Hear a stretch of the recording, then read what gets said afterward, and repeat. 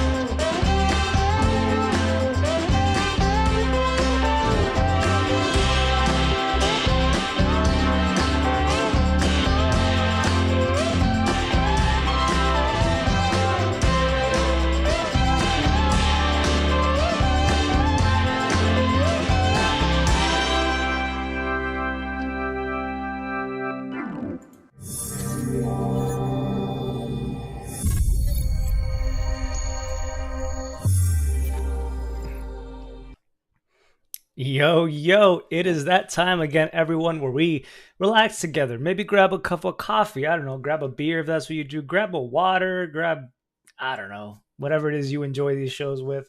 Thanks, number of things for joining me here and everyone else while we get ready to chat about what's going on in cryptocurrency today. And man, is it off to an interesting start. The news has just poured in. Sometimes it's a matter of waiting throughout the day to see how things come in. But today it's just been hit bam, bam, bam, bam. We're going to get into that, what affected the cryptocurrency prices and more. So stay tuned. And thanks again for joining me. Remember to hit that like button if you do enjoy these videos. And do remember to subscribe if you're new to the show, if you enjoy this kind of content and stay on top of what's happening in crypto. Got a beautiful community here. Thanks for supporting the show. Anyway, let's start off by looking at CoinGecko. As you can see, Bitcoin just south of $21,000 at $20,932.23. It's down 2% over the last 24 hours. You have Ethereum down a little bit more, down 3% at $1,544.08. The overall market caps for crypto still over $1 trillion at 1,000,000,006. Well, $1,007,000,000,000 pretty much if we round up, down 3.2%. It looked like the lack of correlation with the stock market was going to continue today. The NASDAQ actually hasn't had correlation at these levels with Bitcoin since December 2021 as they move away from each other. You had the Dow Jones Industrial Average stocks down 450 points as far as an index. You might, at a first glance, think that's pretty much why cryptos are down. You could also say that maybe it was a technical reason, but the very likely reason we'll be getting into, I think it has to do with manipulation here. Ooh, scary. It was actually down even more at certain points today, cryptocurrencies, but have recovered some losses. And I think it's directly correlated with that news, the Department of Justice that we're going to get into. So before we do that, let's go ahead and take a look here at this. So I was a little bit wrong, and I'm glad that I was corrected here, but I had pointed this out yesterday, the cup and handle pattern. I was expecting that we were going to see downside, and that would be a good thing. We did get some downside, so I suppose I was right in directionality, but I did want to take this opportunity as a learning lesson, of course, because I did take a moment to say, I did kind of expect a handle to play out here with this cup and handle pattern. And so we should have expected downside if it was the case. But as was pointed out here by Ghost of Bob, the cup and handle is a bullish continuation pattern, meaning that the trend that exists prior to the pattern forming should be the opposite of what we see here. And in fact, yeah, if we had really looked back at the trend from earlier on, the trend was down. So this wouldn't really be a cup and handle. It would have to have been that we were already moving upwards in a bull market, which has not been the case prior to this supposed cup and handle. So it's not an exact cup and handle, but I'm still quite bullish. I do want to say I still expect that we're going to be moving higher, and we've probably formed a bottom, but that isn't believed by everyone. Here's Colin Talks Crypto. He has his own Bitcoin bull run index, and I do appreciate when people take the time to put some data together and create their own indexes rather than just shooting from the hips, as oftentimes I do. And so that's what Colin has done here. He has been a little bit more bearish with some of the rallies that we've seen. And it's important that we do get both sides of the story here. And it could be the case that we do see some more downside if we're to look at his Bitcoin bull run index. As he wrote here, after every bottom so far, looking at the prior bull markets, let's assume $15,700 for Bitcoin was a low. His index, the CBBI, has shown a relief rally and then second bottom not far after. So one is the ultimate BTC bottom, which could have happened already right here in this point. And you can see that circled in red for the different bull markets recently. Relief rally in blue. So this is beginning of the bull markets, of course, not the end. So you can see that there's a rally, and then that falls to this green circle here, which is a higher low than the prior bottom. And so we haven't seen that looking at his index yet here in this cycle. So if this is to occur again, looking at an index, it would mean that we could revisit a score of CBBI 4 soon, it says. Well, it looks more like we'll actually over 1, between 1 and 2. But anyway, I think that's part of the reason he's probably a little bit more bearish, and I did want to present that for you guys to show you different sides of the story. But yeah, things are looking a little bit more better technically, as I pointed out on TradingView. It's now a buy. It's moved from sell or even strong sell territory that we'd seen recently over to the buy area, looking at the technical indicators. In the short term, so what happened here? This is the manipulation that I'm talking about. Right around this time right here in the morning, the prices started going down. Over the course of about 2 hours, the prices for Bitcoin dropped from, let's say, $21,500 down to, at the bottom right here, 20,300, looking at this ultimate scam wick, but the whole thing is actually a scam wick. But anyway, really about almost $1,000 really, if you're looking at the major levels here. So how did that happen? Why did it drop $1,000 basically in such a small period of time and then bounce back? I think it does have to do with manipulation. I think it has to do with manipulation on behalf of the US government. It started to happen because of this story. It was shared by Reuters, as you can see 4 hours ago here. US to announce international cryptocurrency action statement. Washington. So serious, right? The U.S. Justice Department will announce a major international cryptocurrency enforcement action on Wednesday, it said in a statement, without offering further details. It will announce that action at 12 p.m. So in 3 hours after this came out, this started being shared all over different subreddits, Twitter, social media. What could this mean? Could this be some sort of blanket regulation on cryptocurrency, some sort of new enforcement that's going to be happening on a great scale? I just kind of laughed. I wrote LOL because I didn't expect that it would be anything huge. And we got more details here that were eventually shared by CoinDesk. They wrote that eventually it's not just going to be the Department of Justice, but you're going to have the Deputy Attorney General. You're going to have an Assistant Attorney General of the Justice Department of Criminal Division coming out to talk about this enforcement action.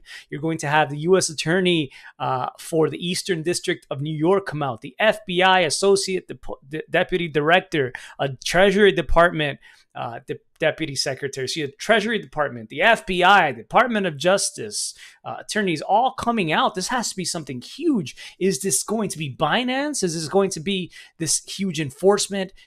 They've been under investigation since 2018. What is going on? Everyone started to get scared. There were live streams that started to be created around this. Here you have Simon Dixon of Bank to the Future. He actually started a live stream that was going to have even Crypto Man Rand, so Rand Neuner, previously of CNBC South Africa, coming on to discuss this breaking DOJ crypto action that was going to be happening. And so everyone starts tuning in to the Department of Justice live website to see what's going on. And here was the announcement. Good afternoon, everyone. Thanks all for being here. Today, the Department of Justice has dealt a significant blow to the crypto crime ecosystem. Justice Department agents and prosecutors, working in partnership with the Treasury Department and French law enforcement, have disrupted Bitslotto, a China-based cryptocurrency exchange notorious for laundering criminal proceeds from the dark net. And last night, agents of the... Yeah. Anyway, so that was the big announcement. What exchange, huh? Furiously goes over to CoinGecko, looks up Bitslotto. Hold on. Bitslotto. No, that's not right. Bitslotto with a D? No. Wow. Barely any liquidity? Nothing? Go to CoinMarketCap. Let's look up Bitslotto. Bitslotto? Huh? Oh, barely comes up. Barely any results at all. It's linked to total liquidity 7 million. What is this? What is this? That's not the exchange. Where's the exchange? You're not even listening to the exchange here? How come I can't find information about the exchange? Has anybody heard of Bitslotto? Have you heard of Bitslotto? I haven't heard of Bitslotto. Previous to this, Bitslotto, whoever the heck they are, had posted this on their Telegram. Let's go ahead and translate that from Russian. Dear users, as we reported earlier, our service encountered a hacking problem. SOS. We want to inform you that the funds are completely safe. The attackers were able to withdraw a small part of the funds, but for all the victims, we guarantee a refund. Guarantee. What is guarantee these days? As a security measure, we have disabled the service. We ask you to not replenish the wallets of our service until the work is restored. High five, friends. We're working on restoration. Thanks for understanding. Best regards, Bitslotto team. So what actually happened here? It was an enforcement action on a very small exchange here called Bitslotto, as you just saw. They processed $700 million supposedly in illicit funds. They were a Hong Kong registered exchange. The founder was a Russian national named Anatoly Lekodimov, who lived in China. He was arrested, however. It looked like he was partying it up in Miami, and the FBI was aware he was there. They arrested him last night, Tuesday night. There, they said in a press conference, he's 40 years old. He's going to be arraigned, blah, blah, blah, in the Southern District of Florida. They wrote, overnight, the department worked with key partners here and abroad to disrupt Bitslotto, the China-based money laundering engine that fueled a high-tech axis of crypto crime. Whether you break our laws from China or Europe or abuse our financial systems from a tropical island, you can expect to answer for your crimes inside a United States courtroom. So it looked like Bitslotto's major crime was, already taken care of, I guess you could say, for a while.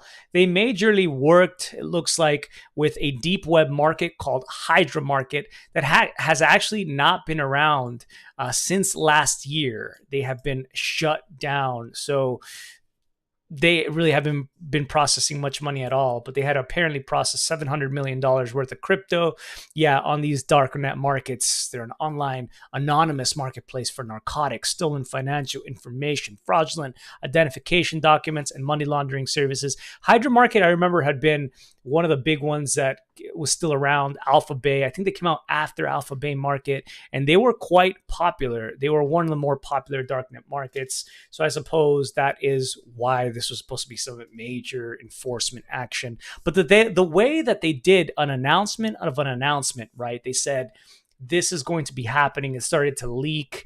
To me, just screams manipulation. And that's what you saw with the price. There were no specific details given. Even though Anatoly was arrested last night, why not talk about the arrest at that time? Rather wait till the next day when markets are open in the market. When markets are open and traders are paying attention, really, to announce that there's going to be some sort of vague enforcement action. You're going to have the Treasury Department, Department of Justice, all of these people there to scare the entire market. This leads me to believe that probably more than one individual in each of these agencies took a short position on the market. They knew that the market was ready for some sort of pullback. They knew that Davos was taking place, where you have these leaders of basically the world. At least they think they are leaders of the world. I'm sure the truth will eventually the karmic truth, if such a thing exists, might not be so good to them. But anyway, why this whole meeting is taking place, an enforcement action against cryptocurrency coming out. Obviously, the market's going to get scared. Even technically, people were expecting some sort of full pullback. Perfect time to short the market. To me, it screams corruption on a huge scale. They want us to think that corruption in government only happens in third world countries where money's siphoned around. But to me, this is terrible. When you have people putting their livelihoods in this and they're messing around with people's emotions, I think it's absolutely despicable. But it's now become a meme, of course. So just to bring light, because all you can do is laugh about this. We know that it's a farce. We know that this is all theater. They did it in our face. They're not even trying to hide anymore what they're doing. They know that no one's going to be prosecuted. They're the prosecutors, right? They're the Department of Justice. They're the FBI. They're the Treasury Department. We're just cryptocurrency people. We're supposed to be played with. We're used to volatility. We're used to scams. So I guess they can scam us themselves without getting away with it. To me, it's infuriating, and it actually makes me really upset. But I can't dwell on that, and we do have to let things go sometimes. So we'll look at some of the fun memes that are coming out around this. I thought this was pretty funny by Donald. If Bits Lotto going down doesn't take us a $12,000 Bitcoin, I really don't know what else could. Yeah, sure. A huge cryptocurrency exchange. I mean, check out these other exchanges, right? Wait a second. Volume on Binance, almost 21 billion, 700 million, 21 billion. Huge disparity there. Even here, Coinbase, 2 billion, OKX, 1.8 billion, KuCoin. Okay, here we're just south of a billion, 935 million. Yeah. You see my point here. They're not really a major exchange. They're really not on any major lists here. You can go down and down the list. And this is daily volume, again, that I'm looking at. This is 24-hour volume for these exchanges like Binance. We're talking about a total that they processed of $700 million basically in volume. You know, it's not normal volume if they were basically working for Hydra Market. That's probably why it's not showing up here, but still, just a very small exchange in the grand scheme of things. And they're talking about like it's some sort of major blow. Ridiculous. So you can see the joke, right? Like, if this doesn't take us down to $12,000, right? I really don't know what else could. Here's Don Alt as well. Enough is enough. Can we have 1 week, please, without a black swan? Fed pivot, crash. Luna, crash. 3AC Voyager BlockFi, crash. FTX, crash. Bits Lotto, smash. Department of Justice caught a big one today. Excellent work. Nice. And then this is probably the most popular of memes. People are just, I don't know, photoshopping is still a verb here these days. I'm sure there's other applications people are using, but there you go. There you go. Bitslotto. What a haul. Monopoly money. There you go. Shout out to my boy JT Nickel for this one. There we go. Nice job. Nice job. All 6 of Bitslotto users in disbelief. Anyway, we'll leave that story behind. Major corruption, in my opinion. That's the true story of this. Is it's brazen in our face. They don't even care anymore. And I think we'll all, hopefully in the future, remember this moment and be like, remember Bitslotto when we see them come out and announce an announcement of an announcement. It's just like in Justin Sun style of Tron, as people are pointing out. Announcement, that this is manipulation, and we should remind people to not let this affect their emotions or their trades and so on, because it's ridiculous that anyone made $1 off of this. Despicable. Anyway, to move forward a little bit here with the new, and let me know your thoughts down below. Am I completely wrong? Is this crazy? I don't know. Binance moves forward with local development and regulatory compliance in Poland. So they've been given officially a real license to operate per the Poland regulations there with virtual assets. So this means that users of Binance in Poland are going to have to now fill out or agree to the new terms and conditions with Binance Poland. This is going to join a list of EU member states where Binance has been granted registrations, includes France, Italy, Lithuania, Spain, Cyprus, and Sweden. So yes, Binance has been working harder and harder to comply with regulations across many jurisdictions. We do know it's very difficult for exchanges to monitor all these different, imagine, jurisdictions with constantly changing rules in this brand new industry and trying to keep up with that. It's a lot of compliance costs. It goes to show why only big players like Binance can stay around. And then you have Bitslotto. They don't even get a chance, man, right? They're trying.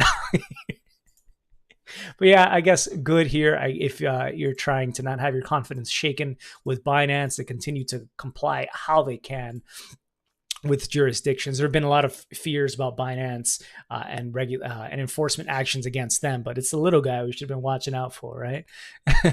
Texas, there looks like there's legislation being put forth here, which could, I think, be very beneficial for cryptocurrency. I'm actually in Texas right now. Incentivize controllable loads like Bitcoin mining by lessening the tax burden on purchases of bigger amounts of electricity. Possible institution of a 2-year retail sales tax holiday for direct cryptocurrency point of sale payments. So being able to buy things, products, services, and not have to pay taxes on those. I think that's a really cool thing there, a good idea.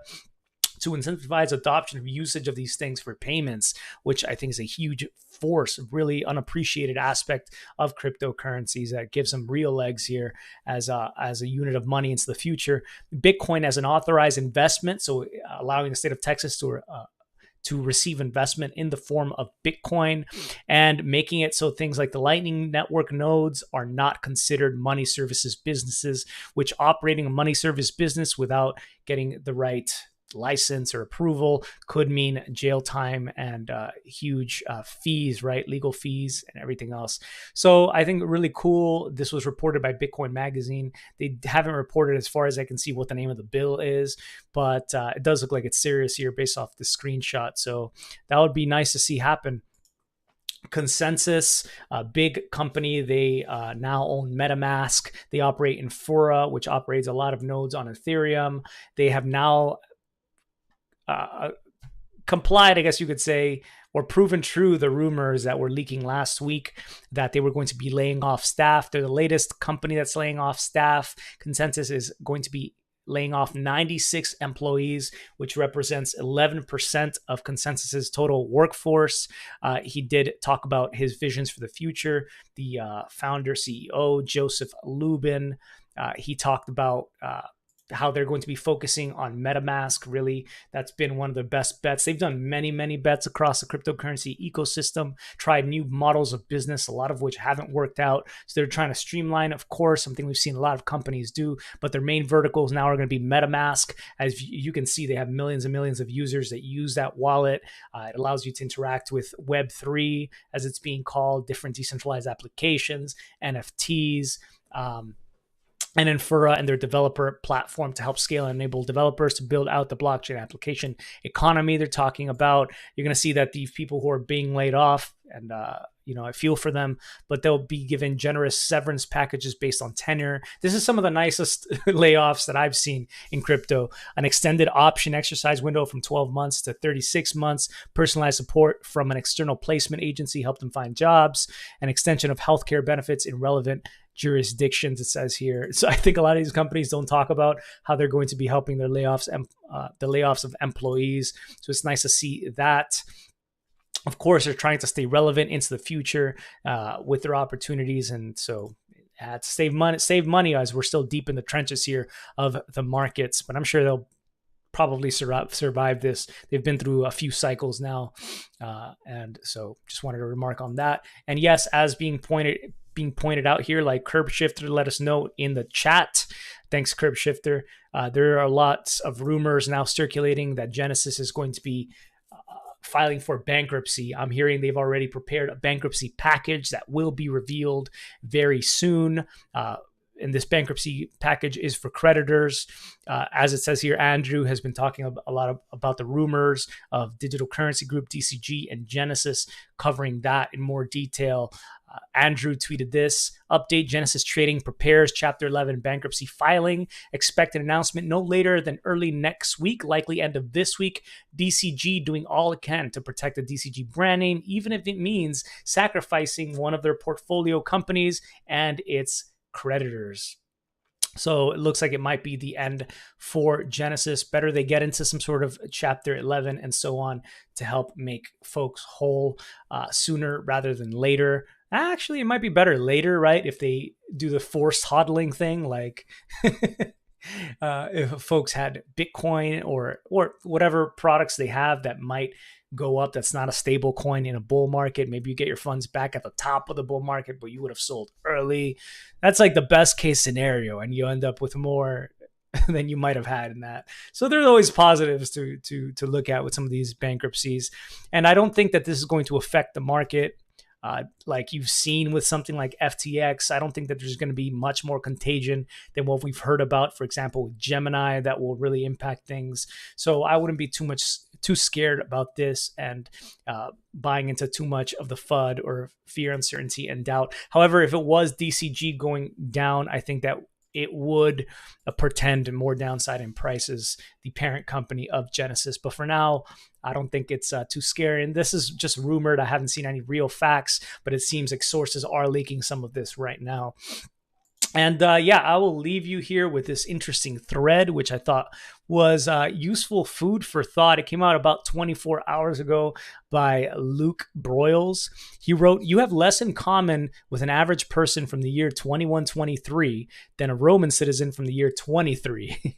Even though the future person is 20 times closer to you in time. Don't believe me? Let's blow your mind in this thread.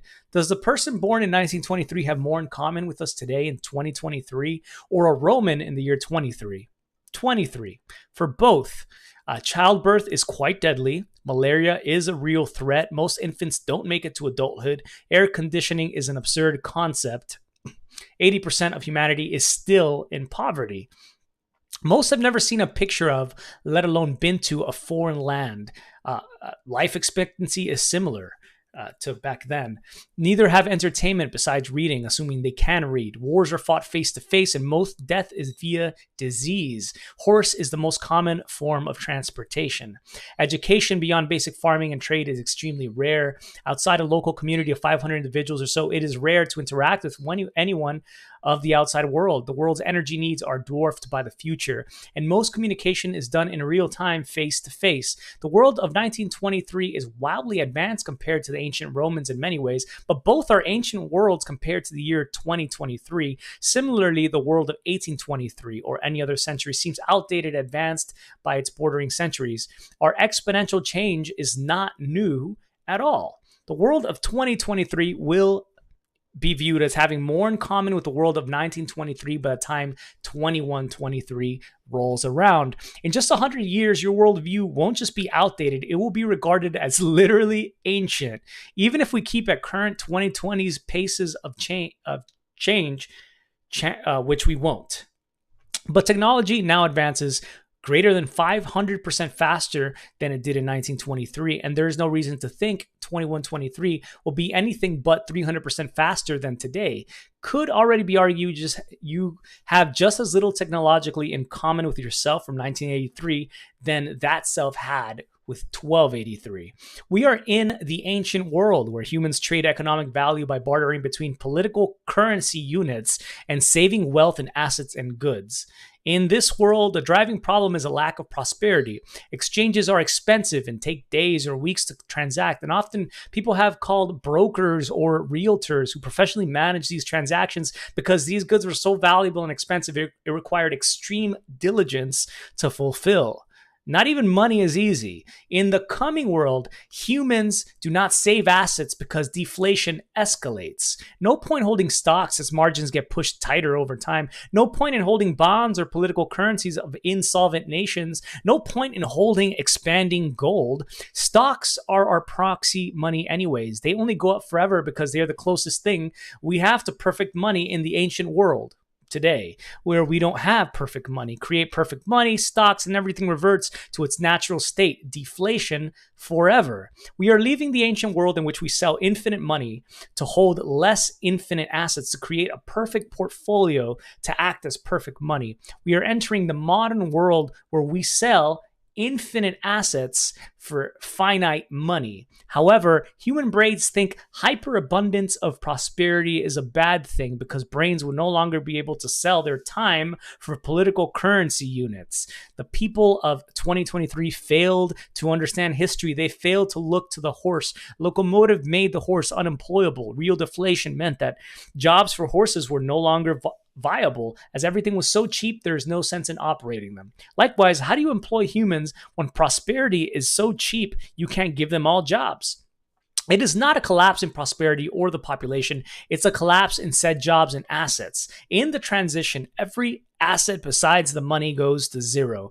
Most of the workforce becomes unemployable. The money becomes the monetary singularity of humanity as it thrives. We are leaving the ancient world of tomorrow where human labor is economically viable and is exchanged for corrupted political currency units to be converted in finite assets of the less prosperous past. The emergence of this coming modern world of tomorrow is what geniuses like Henry Ford and Nikola Tesla predicted at the beginning of the 20th century when they predicted the information age. Four main levels of this system: energy, information, communication, and monetary. One, grid to convert natural wealth into energy, electricity. Systems to convert energy into information, computers, 1948. Network to communicate said data with minimal friction, internet, 1983. Algorithm to convert information into an immutable ledger, Bitcoin, 2009.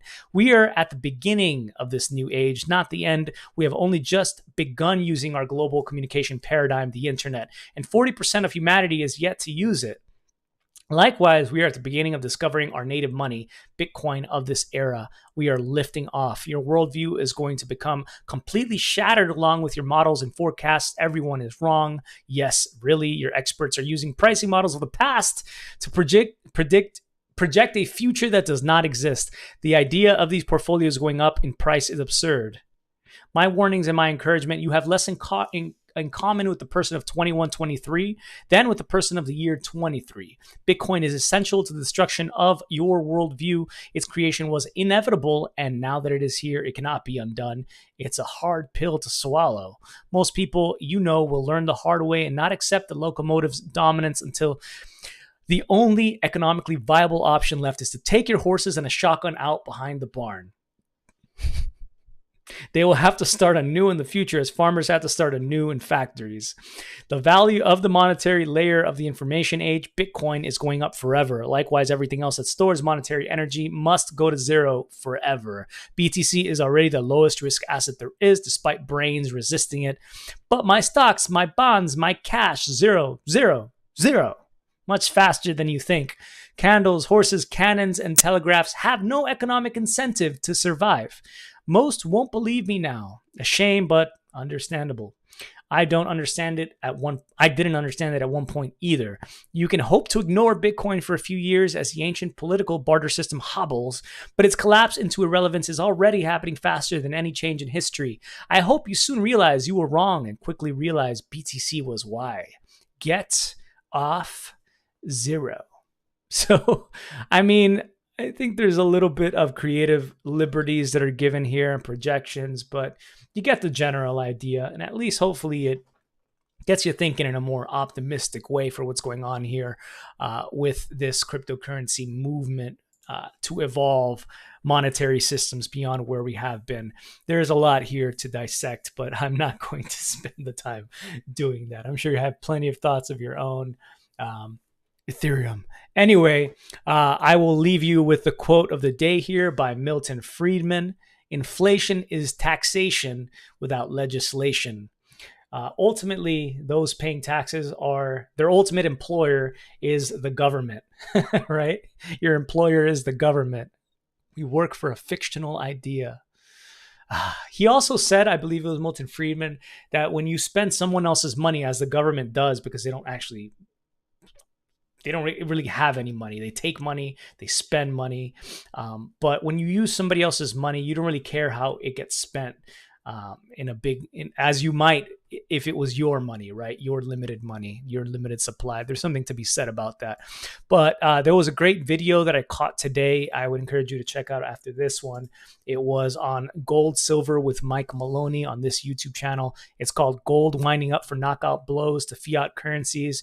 But good thoughts there. There's some legislation that's taking place in about 6 states that is seeking to reconstitute good money in the form of precious metals like gold, having it so you can deposit at accounts, right? And I think what is interesting in this was this thought that this wouldn't be taxed. If you spend your gold like money, it should not be taxed.